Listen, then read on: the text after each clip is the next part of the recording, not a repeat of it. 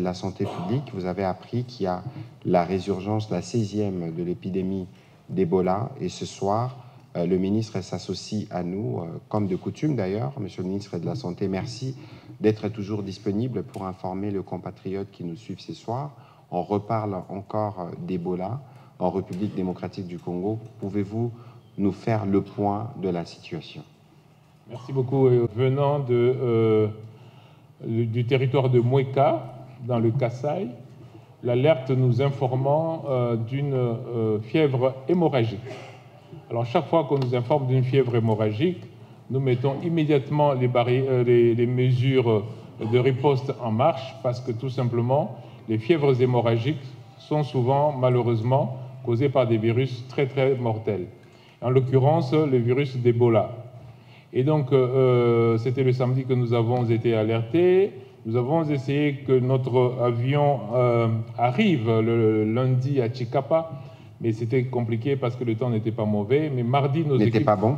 Le temps n'était pas bon, mais mardi, nos équipes étaient déjà arrivées et nous avons effectivement reçu mercredi les échantillons qui ont été prélevés et nous avons malheureusement la confirmation que c'est Ebola. Alors, l'histoire commence avec une jeune dame de 34 ans qui se présente à l'hôpital général de Boulapé, donc dans le territoire de Mouéka, avec une grossesse de 34 semaines, mais aussi une grosse fièvre, de la diarrhée avec du sang et des vomissements avec du sang. À l'hôpital, au bout de quelques heures, elle a du sang qui sort par le nez et par la bouche, et surtout, elle entre dans ce qu'on appelle, nous, une défaillance multiviscérale, c'est-à-dire tous les organes commencent à être défaillants. Et elle décède quelques heures plus tard.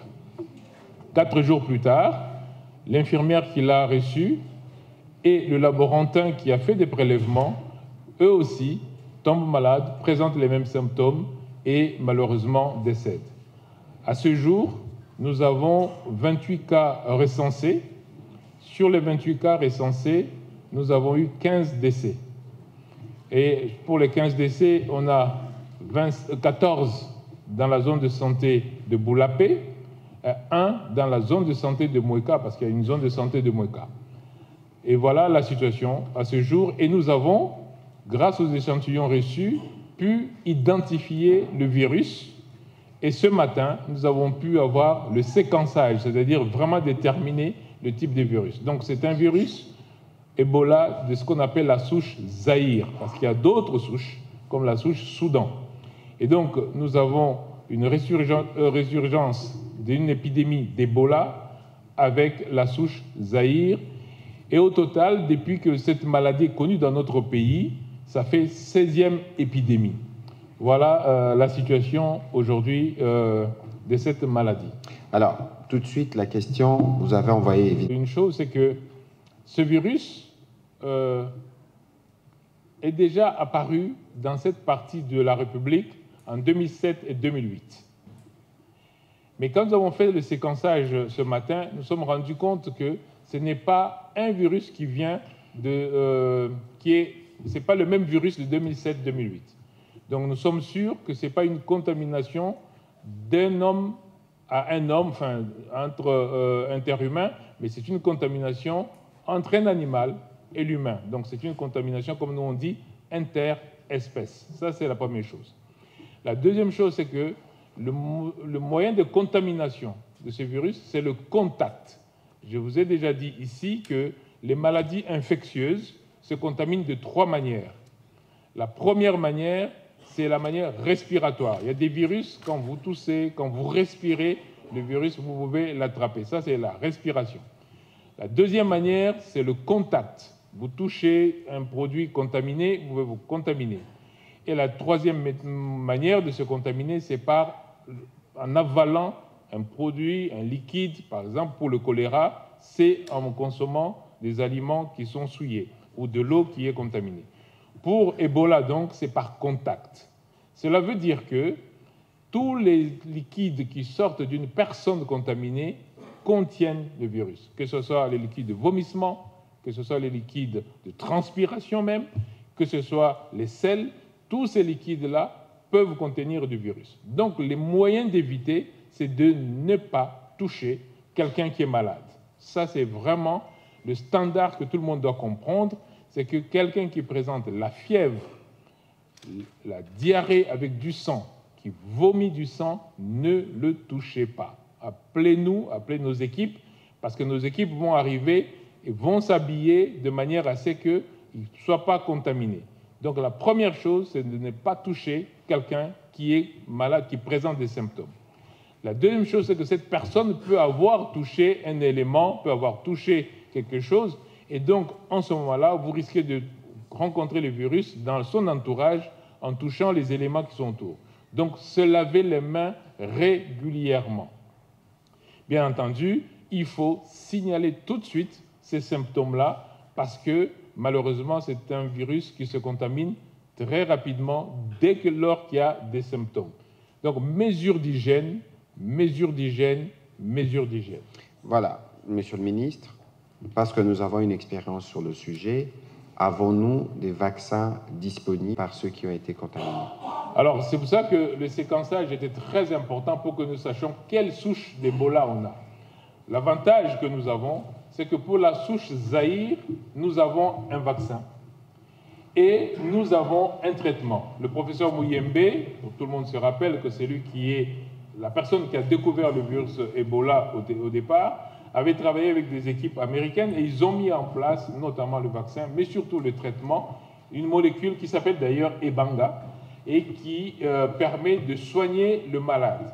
Et donc oui, nous avons des moyens de réponse, mais il faut considérer par exemple que le vaccin est conservé à des températures très froides. C'est vraiment un vaccin qu'on conserve à des températures très froides. Donc il faut la logistique pour déplacer tous ces moyens-là dans la zone qui est touchée. Donc nous avons les moyens effectivement de soigner et de vacciner. Et nous ne vaccinons pas tout le monde. Nous vaccinons les gens qui ont été en contact avec le malade ou ceux qui ont été en contact avec les contacts des malades. Et nous faisons ce qu'on appelle une vaccination en ceinture, c'est-à-dire autour des malades. Et ça permet effectivement, c'est ce que nous avons fait dans d'autres épisodes précédents, et nous avons effectivement la possibilité d'arrêter la propagation. Voilà, donc il n'y a aucune raison de paniquer.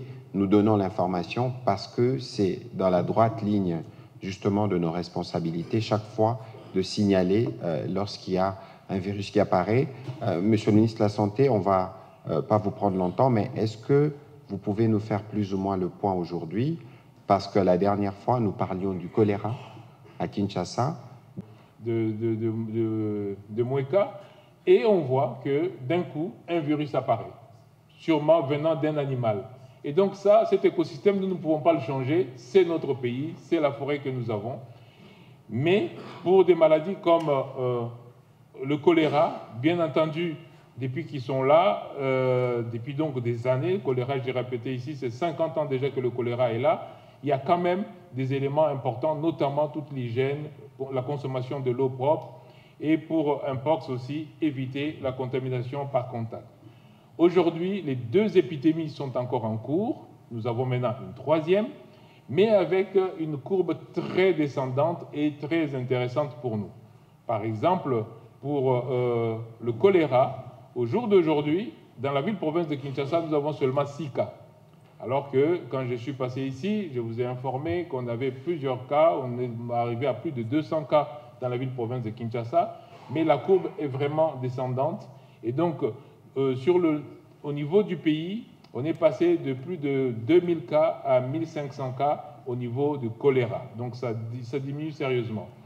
Pour Mpox, c'est la même chose. Pour Mpox, nous sommes aujourd'hui au niveau du pays autour de 500 cas, en sachant que quand c'était très élevé, nous tournions aussi au-delà de 2000 cas. Donc nous avons deux courbes descendantes où on pense qu'on va vaincre ces deux épidémies, mais malheureusement, nous avons Ebola qui se réveille aussi aujourd'hui. Voilà, merci beaucoup, Monsieur le Ministre. Je rappelle donc aux professionnels des médias la communication du ministre de la Santé qui avait pour besoin. Suivez votre magazine d'actualité Focus plus 243 pour ne rien rater sur la sécurité, la santé, la politique et que sais-je encore.